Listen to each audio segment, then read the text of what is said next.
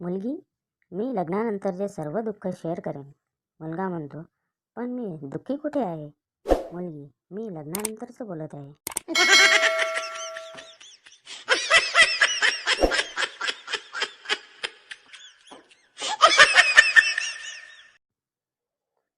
Doctor साहेब, कृपया माझा जीव वाचवा. डॉक्टर, काय झालं? माणूस, माझ्या तोंडात पाल शिरली आहे. डॉक्टर आश्चर्यचकित झाले आणि म्हणाले, काय? जेव्हा पाल तुझ्या तोंडात जात होती तेव्हा तू तुझे तोंड बंद का केले नाहीस? माणूस, माझ्याकडून चूक झाली आहे. खरं तर मला वाटलं होतं की आधी माझ्या तोंडात जे झुरळ शिरलं होतं त्याला पकडल्यानंतर ती परत येईल.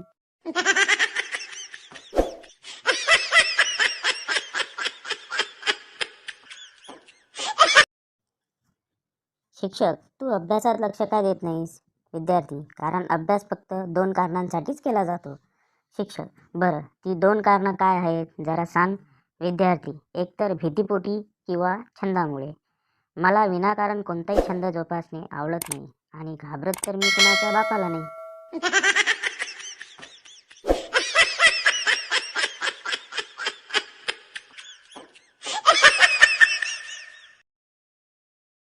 एका नवऱ्याने त्याच्या बायकोला मनातली गोष्ट सांगितली. म्हणाला, तुझ्याशी लग्न करून मला एक फायदा झाला आहे. बायको, कसला फायदा? नवरा, माझ्या पापांची शिक्षा मला या जन्मीत मिळाली.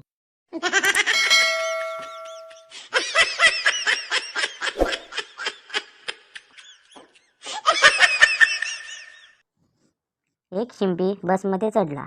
त्याला फोन आला. त्याने फोन उचलला आणि म्हणाला, तू हात कापून ठेव, मी येऊन गळा कापतो. हे ऐकून संपूर्ण बस रिकामी झाली.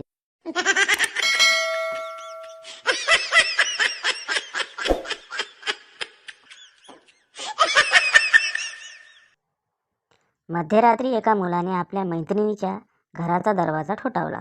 ममता, कोण आहे? मुलगा, मी. ममता, मी कोण? मुलगा, अरे इडियट, तू ममता, अजून कोण?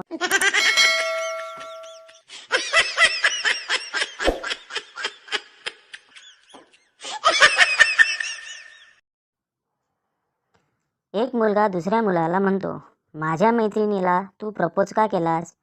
मुलाने मस्त उत्तर दिले, जोपर्यंत मुलगी कुवारी आहे तोपर्यंत ना तुझी आहे ना माझी आहे, सरकारी आहे.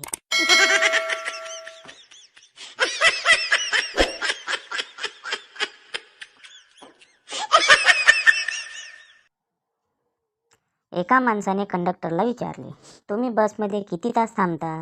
कंडक्टर, 24 तास. माणूस, ते कसं?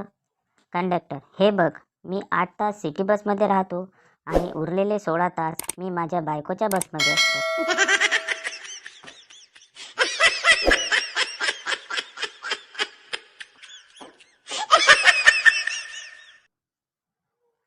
नवरा बायकोला, तू बाहेर गेलीस तर मला भीती वाटते. बायको, मी लवकर येईन. नवरा, मला या गोष्टीचीच तर भीती वाटते.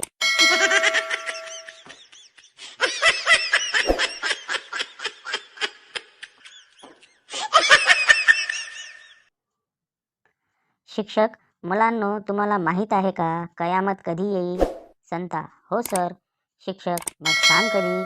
संता, जेव्हा व्हॅलेंटाईन डे आणि रक्षाबंधन एकाच दिवशी असतील.